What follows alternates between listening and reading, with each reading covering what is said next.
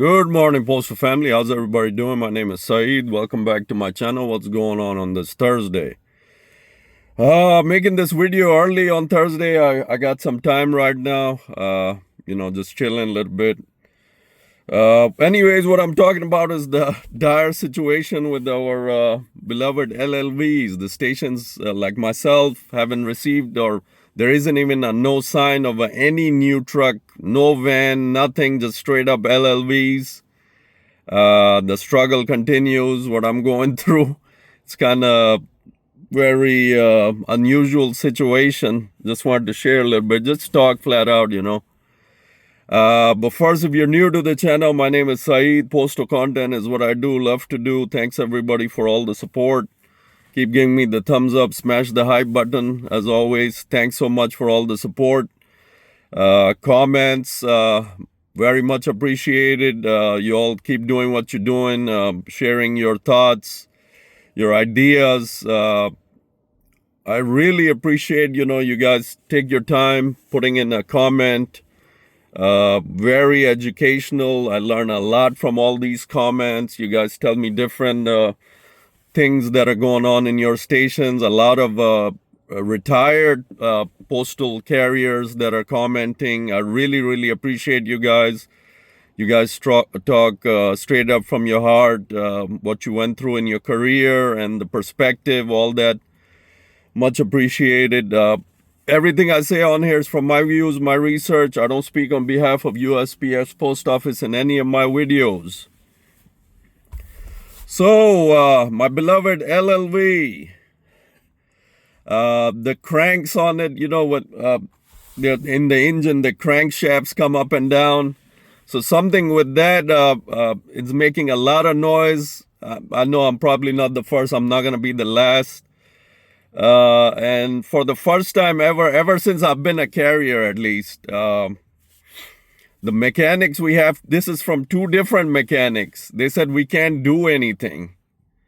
And my coworkers, my best friends, carriers are telling me, we've been through it. The maintenance guy just said, it's a big job. Well, it's not really, I don't know how big of a job it is to open the whole motor up. They're not going to do that, just from visiting. They got to tow it to the general maintenance facility.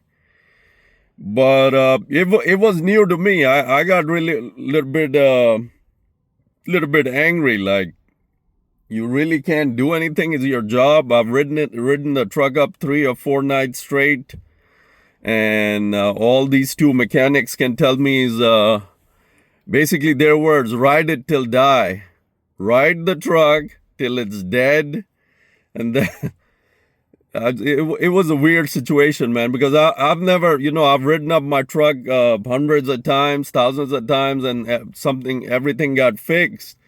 This is the first where the job involves towing the truck to the facility and then fixing it. So it was kind of new to me, caught me off guard, but my fellow workers calmed me down. They said, it's happened to us too. So it's just mind-boggling to me. You're riding out there knowing that your truck is about to go any minute, and then I told my supervisors that also, like, heads up, I might give you a call that my truck is broke down. The whole country is short-handed of parts and LLVs. So there's a big list of waiting trucks already in the maintenance facility. So it's just one of those situations. It's not rare for a carrier. We see a lot of stuff, but for me, this was the first. I've been never told these terms: ride it till it dies, and then we'll come tow it, and then hopefully hopefully you'll get a replacement. Your truck, your route, your customers know you. They know your truck. They know the sounds of your truck. And so my regular customers, they're laughing their heads off. They're telling me daily, like, dude, your truck is going to go, because the cranks, when you touch the accelerator, the cranks are going up and down. So the whole street, every street I turn on, they get to hear, okay, the mailman is here. Because kind of like the ice cream truck, man, when the ice cream turns, they have that sound, the music going on so they can get the kids to come out, buy the ice cream. Same situation, only this is the mailman and the cranks. You can hear it a mile away. Oh man, I don't know if I want to be embarrassed or because what's the point? These are your customers. You know them for many years now, and they just feel down for you. Some guys are working on their cars. They say, pull it aside. We'll open it up. We'll see what's going on. That's not allowed, guys. Sorry. They literally told me to drive it till it dies, and that's what I'm doing. I keep praying to God, of course. You know how much I love prayer, that somehow, it gets fixed itself, but highly unlikely. It's just, I'm riding it and I'm praying, man, because I don't want to be in that situation. Now with the temperatures warming up a little bit in the afternoon, the truck goes, you're sitting there, whatever, an hour until your supervisor brings you another truck. The tow truck comes. I've been through that mess, and who wants to go through that in the kind of like warm weather? Truck breaks down, you're sitting there, you call, then you're waiting an hour, whatever, for the tow truck. So just new situation that I was put through. Like I said, I've never been told that by a maintenance guy. Usually they fix whatever the issue is. A tire problem, inside one of the pipes came loose, they would fix it. But this is a first, so nothing new. Apparently a lot of carriers get told this because they don't want to do the major job right there at the station, open up the whole motor, see the cranks, what's going on. One mechanic just said they might even have to replace the motor entirely at the facility. So just thought I'd share that. It's kind of unusual. Like I said, first time for me. Weird situations. I know as carriers, we've seen it all. We've ridden up the trucks. I feel happy for the stations who've gotten the new NGDVs. I hear they're all been recalled. They have their own issues to deal with, but at least it's a new vehicle. You have AC. Nothing like this sort of problem that where the cranks are making noise all day long. My ears have gotten used to the ringing of the cranks already. Like, you don't have no choice. That's your truck. You got to do your full route. How many hours you work, 9.5, 10, whatever, daily. You hear that all day long. No choice. There is no backup truck. Mechanics have given their word that we got to let it ride till it doesn't ride no more. Man, the stuff carriers go through in the Postal Service, man, I tell you. Man, we go through it all. Carriers, God willing, we get that bailout from the government, Postal Service. We're always fighting for higher wages. We're fighting for that one table, make it the one straight table instead of the before 2013 or after 2013 hire, all that stuff that when the CCAs got involved, they created the table 2.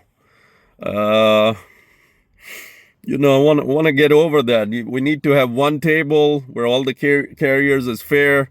Because if you look at the table 1 right now, it quite frankly, it kind of angers certain. Like you see yourself on a step whatever G, and then you look at on the top side before 2013, you're already maxed out. Had you been before 2013, you would have been maxed out. So now, you're after 2013 and you're making 20,000 less than where you would have been had they not changed this thing. So it really does, quite frankly, anger you, but it is what it is. 2013, when the CCAs came along, they made this change. I think they might have voted on it, but I'm not sure. I don't know the history that well. But it's really unfair, man. It has to change into a one direct table. It don't matter your step A or the last step before retirement. It needs to be one straight table. These two tables is for a long while now unfair, and it's got to change. These things that we're fighting for in the NELC, the next president, God willing, whoever may be, James Henry or Mike Karev, they're head to head. It's an awesome battle right now between those two. Their ideas off the chain. They both know what they're talking about. Granted, James Henry has been the vice president, so but I always say he hasn't had the main office yet, so you can't really judge him as the vice president. He's not allowed in any negotiations room. I've never seen him side by side with Renfro to begin with. Never. Maybe one picture, but they're still on the other ends of the room. So it's very important that we get the right president, either one. The ballot's going to decide. The NALC Postal family is going to decide that, yes. May the better man win always, but the stuff we're fighting for has to be addressed. NALC has to be held accountable. Granted, the times we're in, as the post office, apparently, we don't know how true it is, but running out of money, highly unlikely. They just, quote unquote, he's saying that to get Congress's help. The situation might not be that dire, but he's making it sound, the Postmaster General I'm talking about, he's making it sound like, it is dire. We're literally out on funds. We won't be able to pay the employees.